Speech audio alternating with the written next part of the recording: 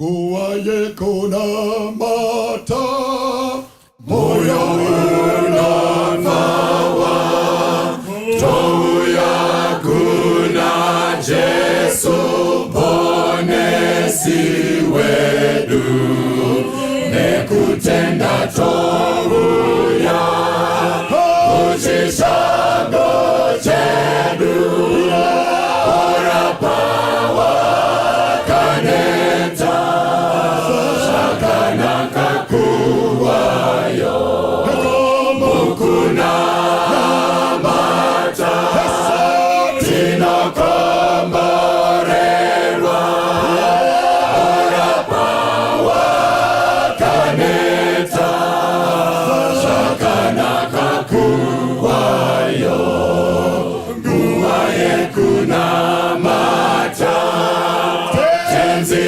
oswedera, anetiti kunzwa wana wajijema, jesetino shisa, amakomba ake, ora pawa kaneta, shakana kakuwayo, mukuna mata, tino komborerwa, ora pawa kaneta, shakana kakuwayo, nguwaye kuna mata, apo anoyedza, zoisa kuna Jesu anobatsira, nemoyo wekuzira, obvisa shinetso, ora pawa kaneta, shakana kakuwayo, mukuna mata, tino komborerwa, ora pawa kaneta, shakana kakuwayo, panguwaye mna mato, tino fusembira, shikomborero jesetino ziwana, mukusimbira iye, hakunara mbudzo, ora pawa kaneta, shakana kakuwayo, mukuna mata, tino komborerwa, ora pawa kaneta, shakana kakuwayo.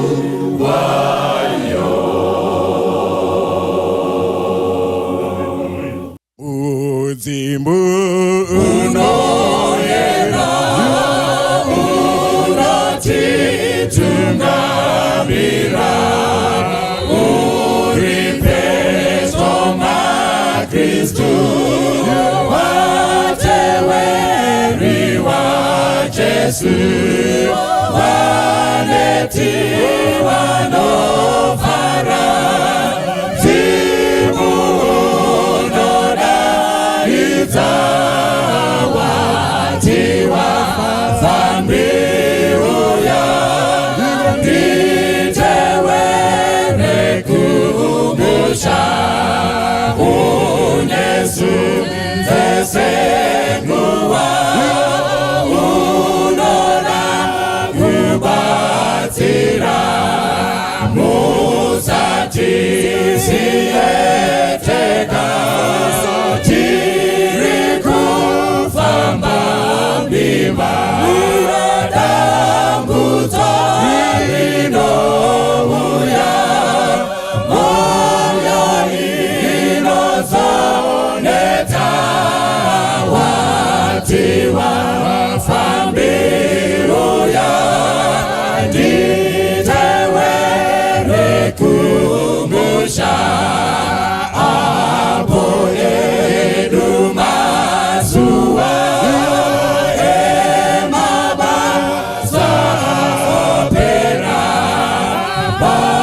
masiku nozosara kuyenda kokudenga kokufunga emazita kuti isutanyorwa watiwa wafambi uya nditewe rekumusha hapo edumazuwa ebabaza opera basiku nozosara kuyenda kokudenga kokufunga emazita kuti isutanyorwa watiwa fambi uya nditewe rekumusha. Tinoda kutenda Mwari panguva dzino hama nevadikanwa munzvimbo dzese dzatiri nemukana wanotipa weshoko rake mukuridzidza nekuriteerera, nekuti ndiye Mwari wakatiita. Anotipa shoko rake kuti ritiveze, ritigadzire kuti tifanire denga. Tinoda kudzidza pfungwa duku inowanikwa pana Genesis chapter 32, but tisatawana kunguva yekuidzidza ngatidzorei mukana wemunamato. Kuna Mwari vanoshamisa vari kumusoro kudenga. Pakudzidzwa kweshoko renyu tibatsirei kurihwisisa. Pakudzidzwa kweshoko renyu tibatsirei kuti ritiponese. Ndo munamato wedu muzita raJesu nogara nekusingaperi. Amen. Pfungwa yatinoda kudzidza nezvayo ifungwa yaJacob. Munoiziva Jakobho naEsau. Munovaziva vakomana. Bhaibheri shoko raMwari rinobudisa pachena kuti chinhu chakanga chakakosha mumazuva avo hwakanga huri udangwe hwemwanakomana.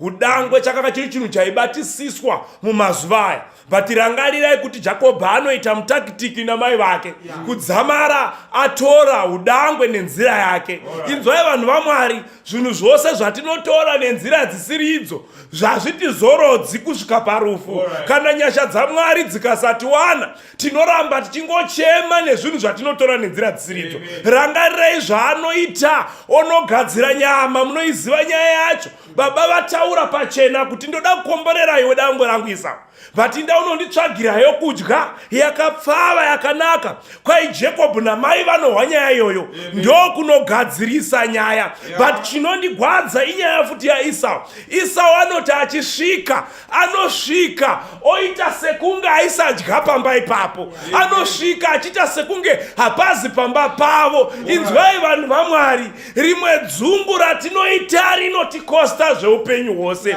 Esau chero dai ainonoka aizodya, chero dai ainonokegwa nechikafu ane nguva yaichidya chete. Chero chaidileya hazvirevi kuti chaisauya.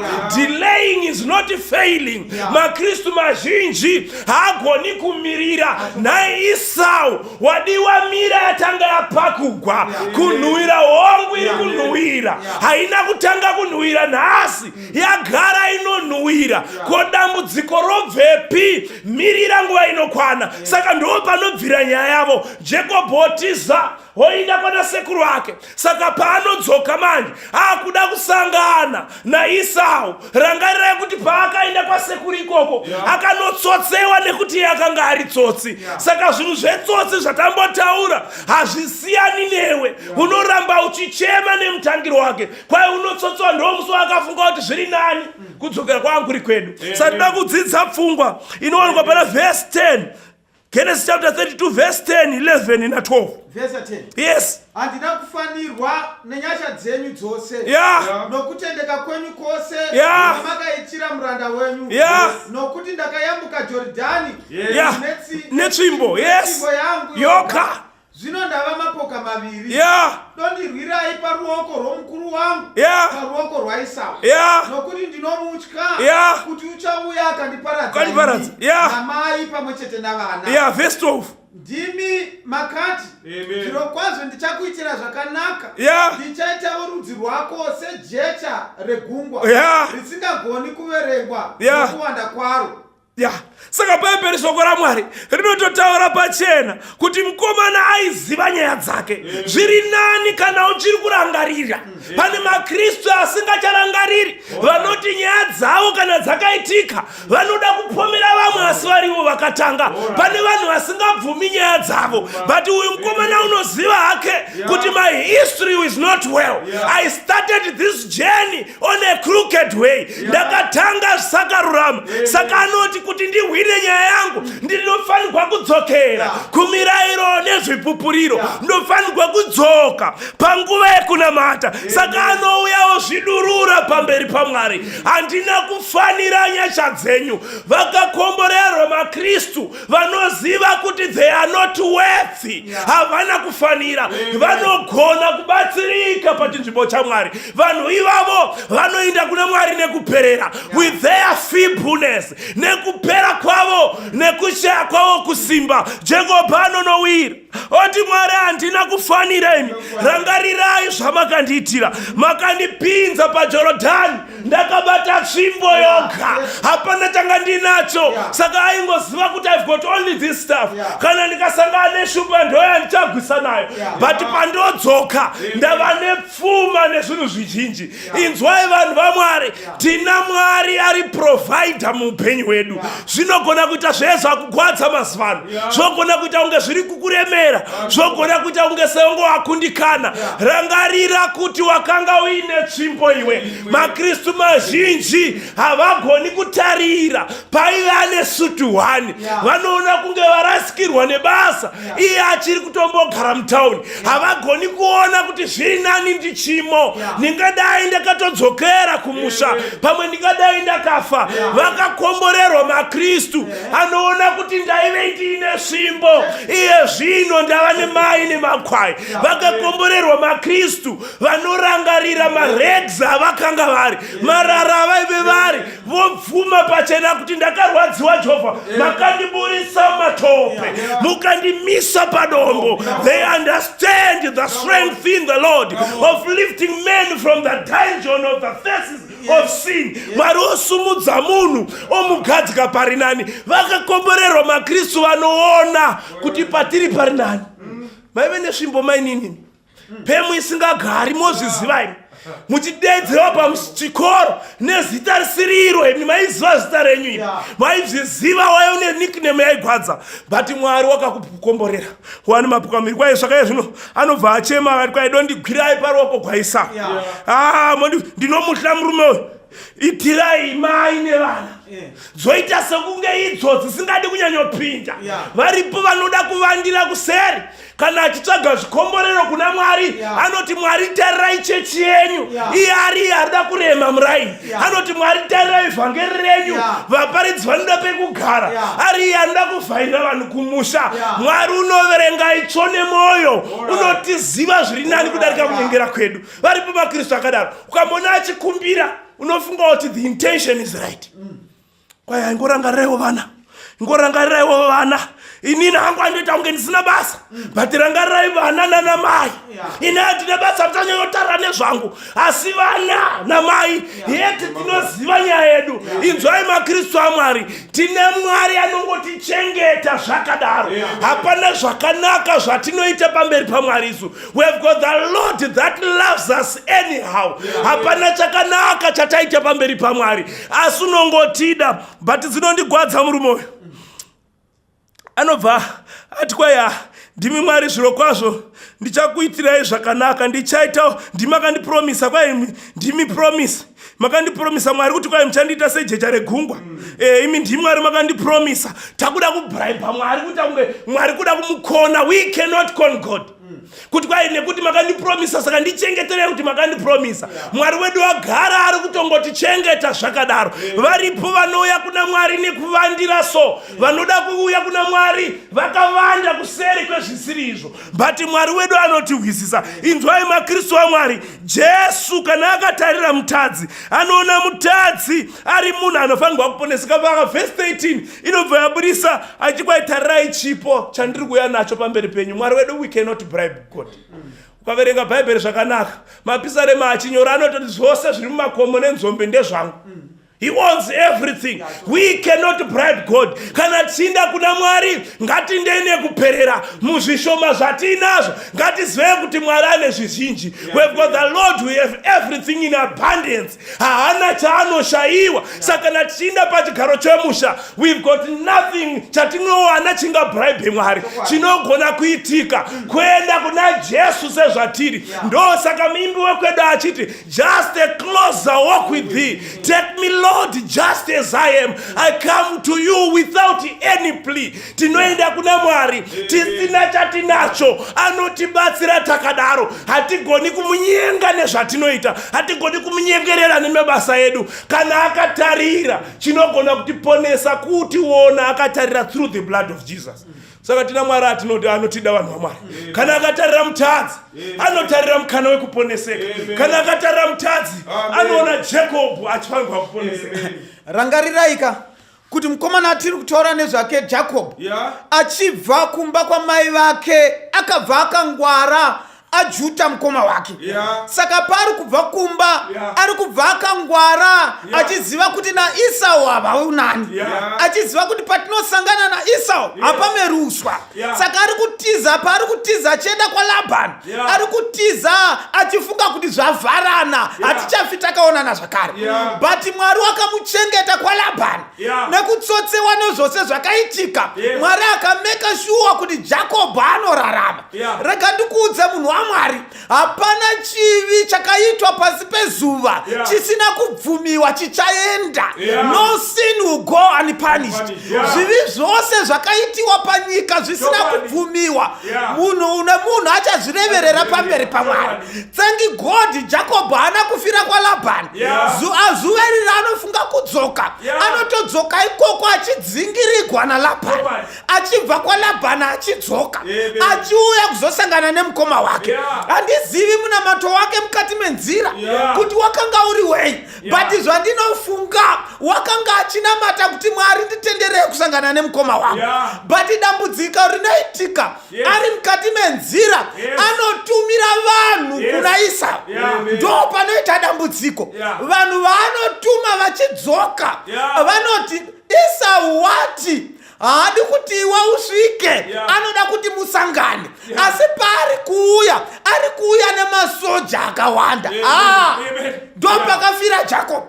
Bhaibheri rinoti Jacob wakatanga kutya audziwa kunzi Esau ane masoja. Mupfungwa dzaJacob aiti ndakaba utangwe, saka Jacob is nothing.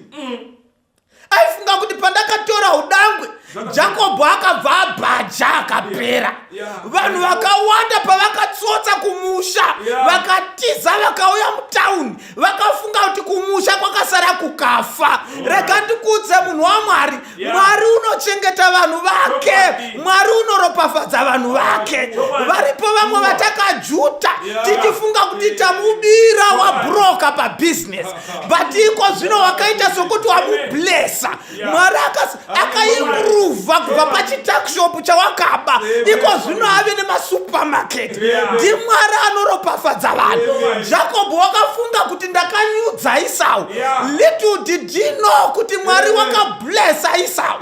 Saka Jacob paari kuuya, ari kuuya achifunga kuti ndichanomupa zvinhu zvaasina. Verenga verse 22. Verse 22 iri kutiyo panapa. Zvino wakamuka usiku akatora vakadzi vake vaviri navaranda vakadzi vake navana vake vane gumi nemumwe. akayambuka pazambuko raJakobo. Ipapo ndo panodinetsa. Jacob ari kuenda pamberi paEsau. Chaari kutungamidza pamberi pfuma. Kana ukaverenga zvakanaka achisa zvipoka akavaisa mumagrupu achivatumira kuti pada Jacob angangobribike akabvuma zvinhu zvandinazvo aifunga kuti pfuma yake ingatenge kudiwa naEsau aifunga kuti pfuma yake ingavhundutsire Esau kusvika Esau avhunduka. Jacob haana kuziva kuti Esau akanga ane zvakawanda kupfuura zvaaifunga, but munamato waIsau waive wekuda munun'una wake. Rega ndikuudze munhu waMwari, vanhu vatinofungidzira kuti vanoda zvinhu zvedu havanene zvinhu zvedu. Vamwe varovera mhiri kwemakungwa because they think kuti vanhu vari kumusha vanotambura vanoda zvinhu zvedu. Little did you know kuti vanhu variko Mwari ari kuvachengeta. Iwe rega ndikuudze, vatete vako iwe vausina basa navo, Mwari uri kuvaitira zvikuru kupfuura zvaunofunga. Paunorega kuita Mwari anoita. Mwari anozadzikisa zvishuviro zvavanhu. Chero vamwe vasingatomuzivi Mwari anovada nokuti wakavasika nemufananidzo wake. Vaunofanira kuparidzira ukaregedza kuparidza, Mwari anongovachengeta. Zvawakarega kuchengeta mai vako havakwe variko vanorarama vachichengetwa naMwari. Saka Bhaibheri rinoti wakusvika pedyo Esau akatora vakadzi akaisa mberi, akatora vana akaisa mberi, akatora pfuma akaisa mberi. Iye ndokubva asara kumashure. Pfungwa dzake dziri dzokuti kana ndikaona auraya ava ndoziva kuti akatsamwa, but if he spared them ndoziva kuti ndogona kumusvikira. Saka akatora zvinhu zvose akaisa mberi. Bhaibheri rinoti apa akatora, rangarirei kuti paari kuendesa vakadzi mberi nezvinhu zvaakanga anazvo ari kuvaendesa, iye ambonamata aita munamato pamberi paMwari. Saka ari kuvaisa achitya.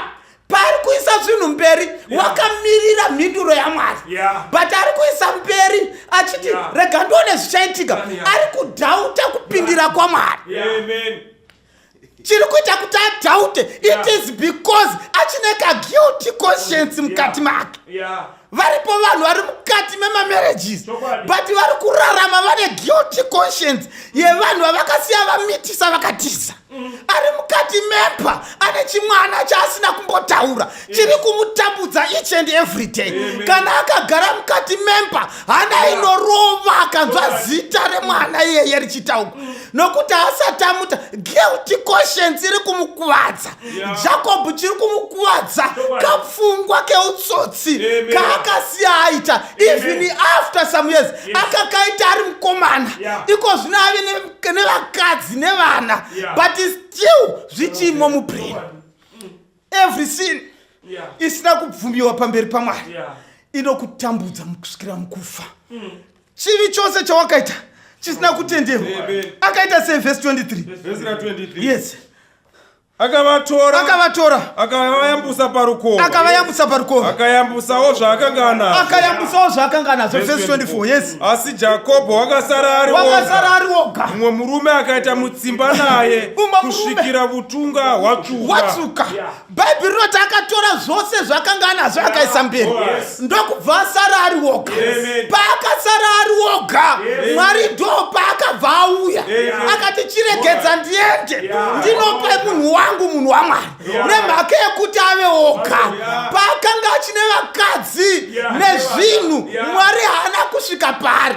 Rega ndikuudze munhu waMwari, 80 times zvinotsvaka kuti usare uri woga kuti Mwari agokusvikira mukati meupenyu. Chiri kuitisa kuti zvinhu zvinetse, it is because uchiri kufunga kuti business rako riri kufaya, saka hunei naMwari.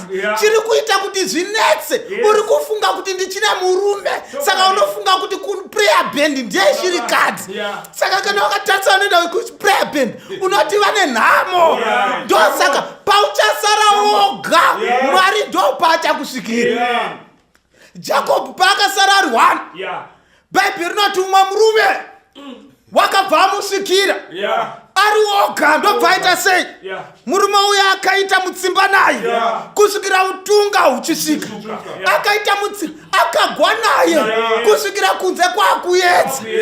Jacob pfungwa dzake dzakanga dzakazara nekutya Esau.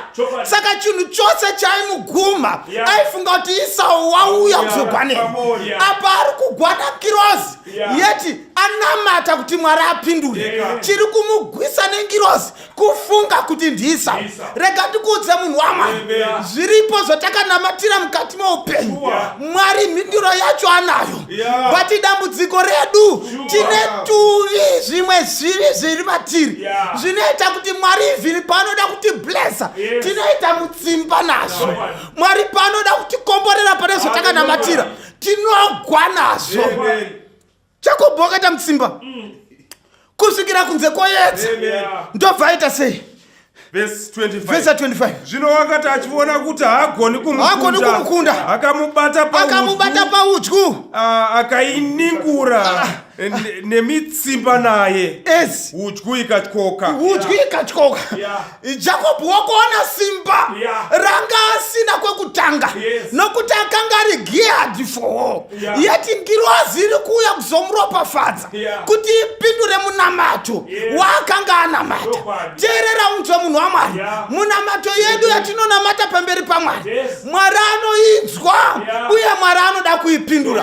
Haikona kuita mutsimba nazvo kana Mwari wauya kuzotikomborera. Chinotitadzisa kuona mhinduro dzimwe dzaMwari, it is because tine zvivi zvatakaregedza kubvuma pamberi paMwari, zvatakabva tichitiza zvichiri kutinetsa, zvivi zvatakaita kunyange tichiri vana vaduku zvinofanira kubvumiwa pamberi paMwari. Mwari haarasi vanhu vake, Mwari anoda vanhu vake. There is no dustbin for human beings. Munhu wose anodiwa naMwari. Jacob aidiwa naMwari, naEsau aidiwa naMwari. Awakaitira utsinya anodiwa naMwari, newewo futi unodiwa naMwari. Tinofanira kubvuma kuti Mwari anotida tose, Mwari anotikomborera tose. Amen. Verenga unzwe verse 26 usvike pa 29 tipedze nyaya. Verse 26. Iye akati chindirega ndiende nekuti utunga hotsvuka. Iye akati handingakuregei kuti muende musati mandiropafadza. Akati kwaari, kwaiwe zita rako nobvunzaniko? Iye akati Jacob. Akati zita rako harichadzonzi Jacob asi Israeri, nokuti wakarwa naMwari navanhu ukakunda. Jacob akamubvunza akati ndibvunzaniko? Iye akati unondibvunzireiko zita rangu? Akamuropafadza ipapo. Haleluya. Saka Jacob nyaya yake azama atiza aita zvese, wapinda pamunamato, but ari kugwisana neprayer request yake. Chaari kutaura naMwari aruti, Mwari, Esau ndo yava problem.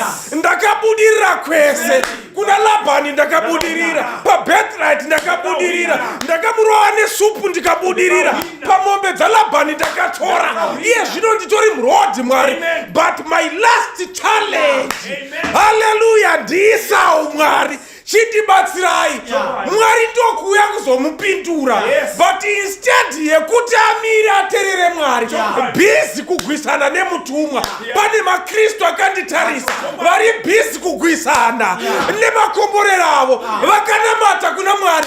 Mwari tinoona zvakati, Mwari apindura, but packaging yaye zvauya nazvo haisiyo yavari kuda, vari busy kugwisana naMwari. Iwe dambudziko raumwe rauri kufunga kuti Mwari haasi kukuhwa here. Chimbofunga kuti hausi kugwa here naMwari pakukupindura munamato wako. Dzimwe nguva Mwari paanopindura munamato evanhu vake anouya nefight. Because zvinoda kutsvakwa naMwari pamunhu, pane vamwe vanofanirwa kugwisiwa ivo pekutanga kuti Mwari avakombore. Vanoda kutanga kudhiliwa ivo first. Mwari ane vamwe vanhu vane maattitudes avanawo, anoti iyi attitude munhu uyu handimukomboreri uyu, ndikamukomborera akadai tingaite dambudziko. Let me fight him first. Let me fight the character first. Amen. Mazuva edu tichikura isu kwedu zasuko, tine umwe akatenga 323. Paaipinda muchechi, makii aiswa muzvigumo neimba newardrobe nemota zvese kuti zvione. Saka pakumhorosa aizoshandisa zvigumwe zviviri kana 1. Tikati kokuzoti akawana Benz achadii. Saka dzimwe nguva Mwari anoona kuti let me fight this person first. Ndipo mugadzira attitude aziva kuti makiyi anoiswa muhomwe womhorosa vanhu nemaokosi. Jacob ari kuti ari kunziye panapa iwe ndoda kutanga Esau haisi problem ndotaura naye but iwe hauna patience. Ndakakuti uchava rudzi ruzhinji zvawanamata yes but ndaizviita netime yangu ndimirire dambudziko rine vanhu vakawanda havana patience pana Mwari. Vanoda kuti Mwari aite zvinhu zviri instant ipapo ndosaka una tichida mamiracles ipapo yeti Mwari anodhila netime yake. Be patient. Mirira Mwari akaba birthright kuda kukasika kuti achibata akamhanya akanogadzira zvaakagadzira kwaLabhani kuti akasike kuda kupfuma but Mwari ari kuti panyaya yandakakuudzai yekuti iwe uchava baba verudzi ruzhinji ndichaita ndakuita iye zvino patime yangu. Wait. Linzwa Lucy mwana wamai vangu vakomana vava kumhaisana navo uri form 3 ava hauna kwaunosvika. Mira wait. Vasikana ava vauri kumhanyisa navo form 1 wait. Chimbomira kwamakuenda kuzasi kunjuzu uko kuti munopiwa bute rekubhema kuti hembe dzitengwe paflea market. Wait on prayer. Udza mudhara pakuseni uchibuda takuenda kunotengesa Mwari. Haleluya. Mukatendera nhasi tinodzoka tine chingwa chevana. Mwari akakupa 5 tenda Mwari, akakupa 10 tenda Mwari. Wait for God. Mirira Mwari. Saka akabva mira anzi ndokugwisana nomutumwa. Kwai ndokugwisana naye. Unoziva Mwari kana akaona kuti munhu ane problem anomboda kukupedza simba so. Kamwe kakupedzewa simba naMwari hakusi kuraswa kuti udzikame kuti uyu hakomborereki kana akadai rega ndimupedze simba. Saka hanzi akabva abvudiwa ndokusara manje dzavhunika dzisina power. Mwari akati iye zvinowanaka manje. Munamato waunganamate nhasi hama yangu ndiwo kuti Mwari fight me. Fight me. Ndomunamato watonamata kuti Mwari inini mukasa if you cannot fight me Mwari hapana chinoitika mukati fight me. Kana mandigwisa Mwari ndivhunei. Amen. Wavhunwa. Mwari ari kuzama kukubvisa he's trying to get you out of yourself. Kumbokubudisa mauri because unozvifilinga. You think things they do because iwe uri zvauri yeti Mwari ari kuti I need to fight you first. Ndikapedza newe ndobva ndapedza newe. Saka dzaka dzavhunika dzisina power manje. Gumbo ratyoka dzachiti kwavava apa dziri kuziva kuti mukomana ari kuuya ane 400 masoja. Mukomana ane hasha hapachina pekumhanya kufamba hachagoni kufamba akuchikamhina manje ari pamberi paMwari. Ndopa akatanga kurangarira pachena zviri zvese zvaakaita akabvuma pamberi paMwari kuti Mwari ndakatadza. Mwari rangarirai ndimunotaura kuti in our weakness your strength is made fast. Muutera hwedu ndo mune simba renyu. Mwari this is your time. I cannot face Esau in this state. Hallelujah. Inguva yenyu Mwari ini ndapera.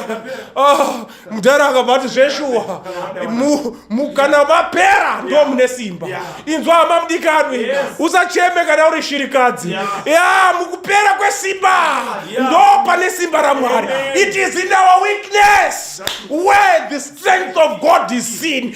Vakakuseka vachiti hausina murume, itikana mukatibaya paushirikadzi, mabaya simba.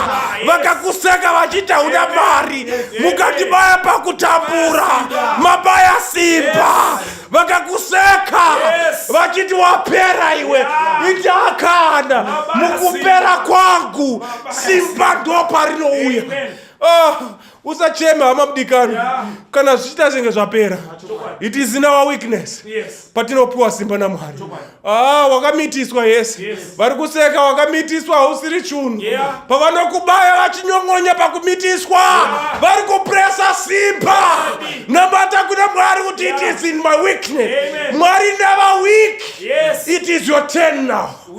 Take your turn. Saka hanzi akabva avhunwa ndokutanga kufamba kunosangana naIsau achifamba mbichana apera simba. Mwari akati ndauchikugadzira mablessings manje ndakuvhuna ndokuvhunwa. Unoza pane vamwe vanhu vanototiwodziva kuti uyu dai asina kuvhunwa aihwisisa kuti chinonzi shirikadzi chii. Mazuva akachitaura pachena kuti motitorera varume vedu shirikadzi dzonetsa, shirikadzi dzechiki dzakazodii, kamuchendero kamunoita unotozona nemusekerero mwaunoita. Mwari wovhuna hake, mombosarawo musina kuti muhwisise, kuti mumbohwisisa. Mwari kana achivhuna pa kuitira kuti uone zvaunga usingaoni, kuti zvinogona kuita kuti murume anoshaya senti mumba haumutuki kuti hausi murume iwe, ita sevamwe varume. Zvinoitika kuti one day ndimuchasara mava murume mava mukadzi pamba musina wekutaurira kuti ane mari ndiani, kuti mugohwisisa kuti inoshayikwa mari. It is and the fight with God. Patinoona utera hwedu kwanzi mutumwa akabhati zita rako unonzani, zvikanzi nodzi Jacob, zvikanzi kubva nhasi hausiri Jacob, wakunzi Israel. Tina Mwari anoshandura masituations edu kubva mukuvava kumasituations anotapira. Tina Mwari asingatisiyi takadaro. Yes, tanga tiri matrickster nezuro. Yes, takanga tiri vanhu vakaipa zuro. But Mwari anoshandura masituations. Taisekwa nezvigamba zuro. Mwari anoshandura masituations. Takanga tiri vemabusiness asiri ekutengwa. But nhasi tisi takutengegwawo. Tanga tisingadiwi pabasa tiri vekusemewa. Nhasi tisi takunzi your excellency say. Takanga tisingagoni kusainawo. But nhasi tisi takusaina. Mwari anoshandura kuno vanoresla naye pamunabato, vanomira varipo pamunabato. Mwari havasiyi vakadaro, anobva pavari ashandura. Be in the presence of God and God will change your situation. Mwari hakusiyi wakadaro, hakusiyi akadaro. Pane minamato iri kufanirwa kupindurwa nhasi, but ichapindurwa through a fight. Bvuma kugwisiwa naMwari. Kana ari kuti Mwari ini ndigwisei Mwari, fight with me. Fight with me. Ndakanamata Mwari, but handida kuziva kuti dambudziko riri pandiri. Ndaiseka vana vatete ndisingavaoni sechunhu, but Mwari ndioneiwo. Fight me, even break me, kuti mugone kundikomborera. Kana zvichireva Mwari kuti nditangire from scratch, ndimbotanga pascratch. Wawane kuudza vanhu mabusiness plan, iwe mari wakatoba kukambani kwawakaba, but iye zvino unokufamba uchitaura ndakatanga ndisina chinhu. Iti Mwari chimbondivhunai. Ndivhunei Mwari, muite zvamunoda nemi. If it means breaking me, let it be. It is better to meet my brother Jesus. Ndichikamina Mwari, zviri nani ndikuonei ndisangane nemusi watinosangana Kristu ndisina chatinacho. Zviri nani ndisangane nemi Jesu ndiri murombo. Zviri nani ndisangane nemi Kristu ndisina ndakaremara, ndisina kuprofitwa kuti ndisatsamuke. Hallelujah. I want to meet you Jesus, limping. If it is so, let it be. Let it be. Let it be. Let it be. Amen. Aripera ati Mwari, ini ndivhunei. Kana zviri izvo kuti kundivhuna ndokuchaunloka mablessings angu, let it be. Vakadaro sumudzai maoko tiwane munamato. Baba ari kudenga tokutendai. Tasumukira pano nokusumudza maoko kubvuma. Kuti kana zvichireva fight tigwisei Mwari. And a fight we are ready to lose it. Ati we need to ziziva Mwari. Kana mchivhuna vhunai Mwari. Takatemba nevana vedu. Tikafunga kuti ima hamusi chunhu.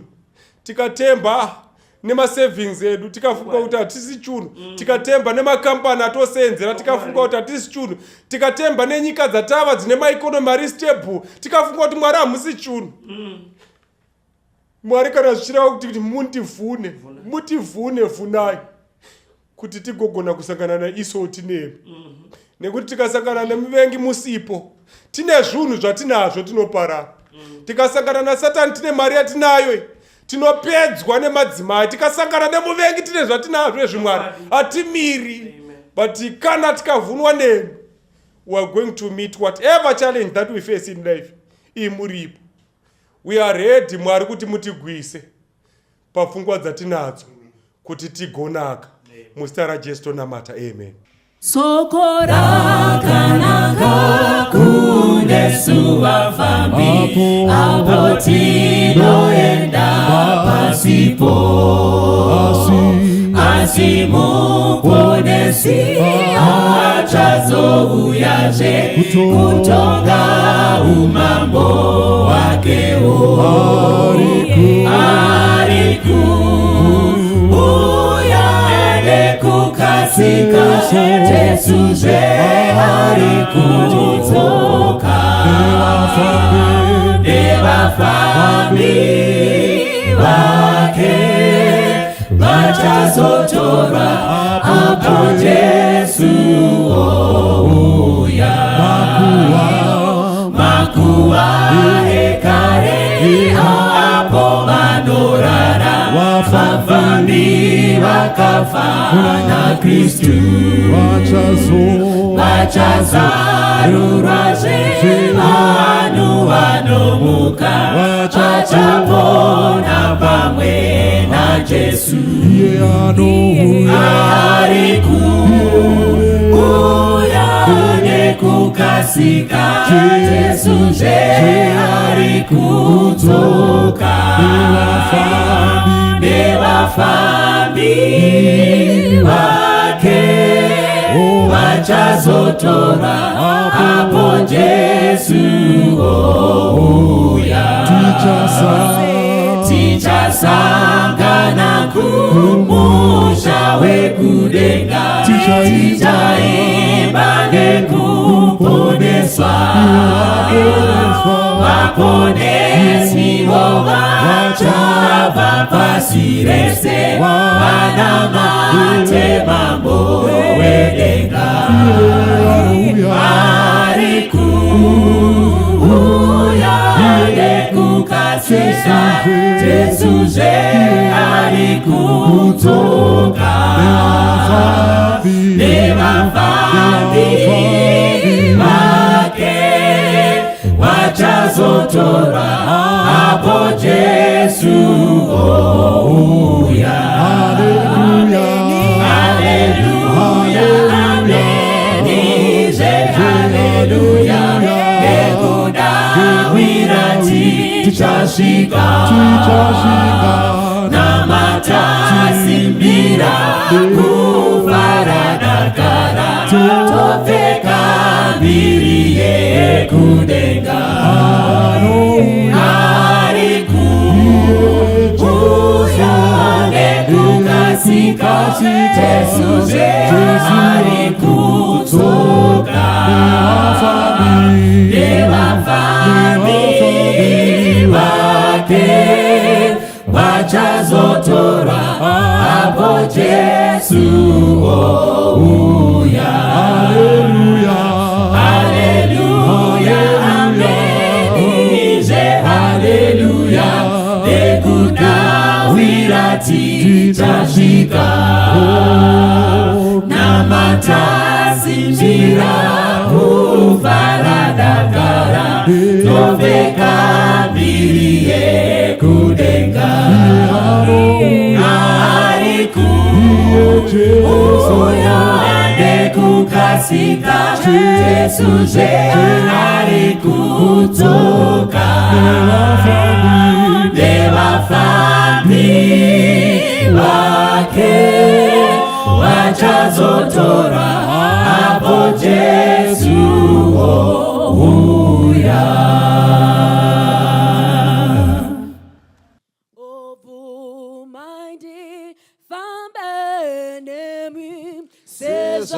Sezakai tainoki mumateru okorangu nditauri ranenemi kananzira yoshaikwa divumeidi fambenemi handingambo fambideka dutu riri kuvuvuta mirauya kateiwa wawengiwa nondiedza ese aya matambudzo tenzipu maindi fambenemi kuti mandipazororo zvepasi zvinowanando ndozofamba nekushinga ndotakura muchinjiko dakarandi one Zioni tenzi vumaindi fambenemi kuti mandipazororo zvepasi zvinowanando ndozofamba nekushinga ndotakura muchinjiko dakarandi one Zioni tenzi